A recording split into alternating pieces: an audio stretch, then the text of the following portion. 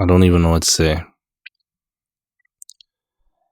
So, I've been listening to Riky Rick since the Blacklist days in 2007 with Tech9 and LES, and yeah, back then.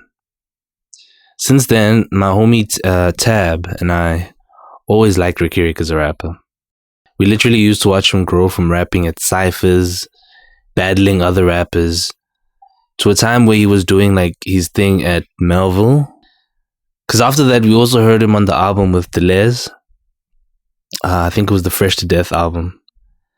And then we also remember when he was recognized by Hype magazine. We really went mad. Like, he had the mixtape on the Blacklist with Tech9 in them, and then after that, he was actually recognized by Hype magazine as one of the up-and-comers. For us, that was a big deal. And then, I'm not sure if it was a year later or 2 years later, he ended up getting a video in Channel O featuring LES. Tab and I, we always wondered why Riky Rick wasn't getting the praise that he deserved. Mind you, this is like 2010, 2011. Ricky didn't really make it until 2013 when Amantombazane dropped. We were still starting high school when we first heard Riky Rick, but the first joint that got him on was when we had long left high school. I mean, we were grown adults by the time. During that time, that was the first time that we read on Hype magazine that he had been admitted to rehab for drug usage. Now, for us, that was crazy. Here's a guy who hasn't had a hit song or become the star that we know him to be right now. At that time, he wasn't that star. But he's already got the drug issues that celebrities face all the time.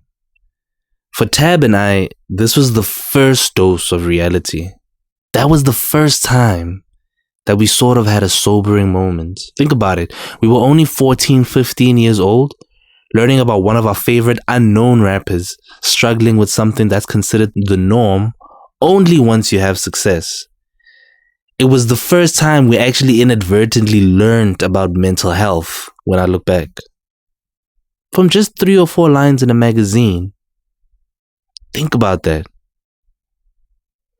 So you can imagine how we were so hype when we heard that he finally got his break in the music industry.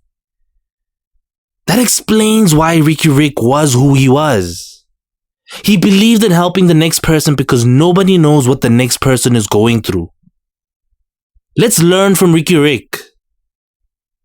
Every day we wake up to news about how one person is tearing down another person. Let's build each other up. In the spirit of Ricky, let's each and every one of us use our resources to help each other. If you're in a position to help the next person climb onto the next step, instead of telling the next person why they need to work harder to take that next step, or why they don't deserve to be on that next step, extend your arms.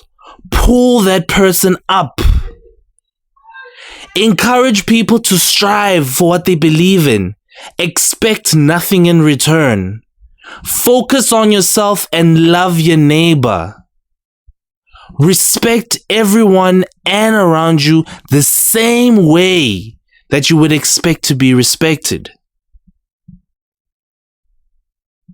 On a final note, this year at Cotton Fest, we rage.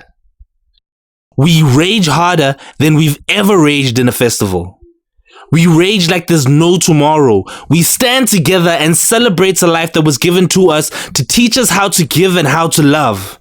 We rage in the spirit of Ricky's positive vibes. We rage. Rest in power, Riky Rick Makhado. Cotton eaters, we never die. We multiply.